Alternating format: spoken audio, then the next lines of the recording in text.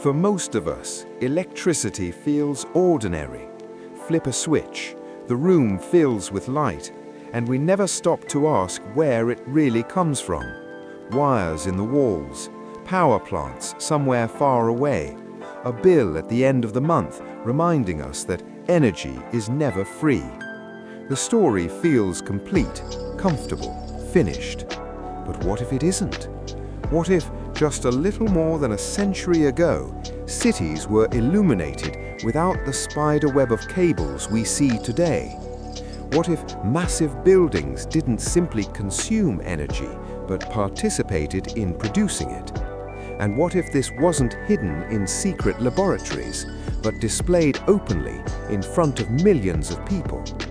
At the end of the 19th century, the world gathered again and again for something extraordinary. Not wars, not revolutions, exhibitions. Grand industrial exhibitions held across continents. Paris, Chicago, London, Berlin, St. Petersburg. Even cities that today feel remote once hosted events claiming to represent the absolute peak of human progress. Historical history tells us these exhibitions were celebrations of steam engines, early electricity, and mechanical ingenuity. But when you look closer, a strange discomfort begins to form. Something doesn't line up. The photographs don't match the explanations. The architecture feels excessive, almost unnatural. And the most unsettling part isn't what we see, it's what's missing. This is not a story about fantasy or magic. It's a story about architecture, forgotten engineering, and a sudden global shift that changed how civilization would be powered forever. Let's begin where the world once set the standard for progress: Paris. At the turn of the 20th century, Paris was not just a city, it was the beating heart of global innovation. If a nation wanted to be taken seriously, it had to appear there. The Universal Exhibitions of 1889 and 1900 were not casual fairs. They were statements of dominance, of intelligence, of technological supremacy. The scale was overwhelming. Entire districts were rebuilt. Temporary palaces rose with the elegance of cathedrals and the complexity of factories. Millions of visitors walked through spaces designed not only to impress, but to overwhelm the senses. And at the center of it all stood a structure we think we understand: the Eiffel Tower. Today it feels permanent, iconic, a monument to tourism. But in 1889, it was never meant to last. It was designed as a temporary structure, an entrance arch, a gateway into something much larger. Historical images from that era show a tower that looks familiar at first glance, but unsettling when examined closely.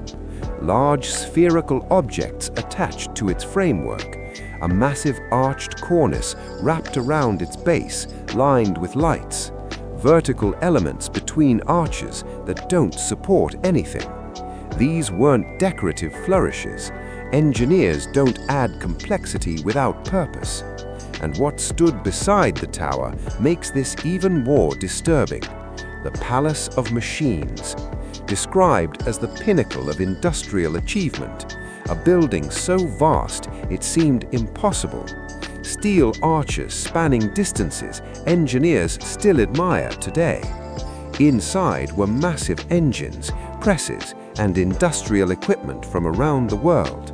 But hidden among these machines, archival photographs reveal something deeply unsettling. Small buildings, miniature churches, temples, chapels, placed not in religious exhibitions, but inside halls dedicated to heavy machinery. Why? Why would models of religious architecture appear beside locomotives and industrial presses?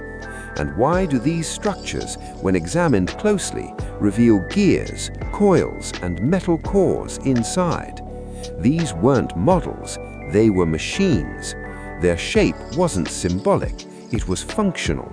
Domes, spires, vertical axes, spiral elements resembling metallic trees. If you strip away modern assumptions, a different interpretation emerges.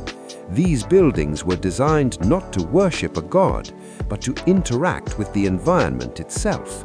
They had no chimneys, no furnaces, no boilers. They didn't burn fuel. So where did their energy come from?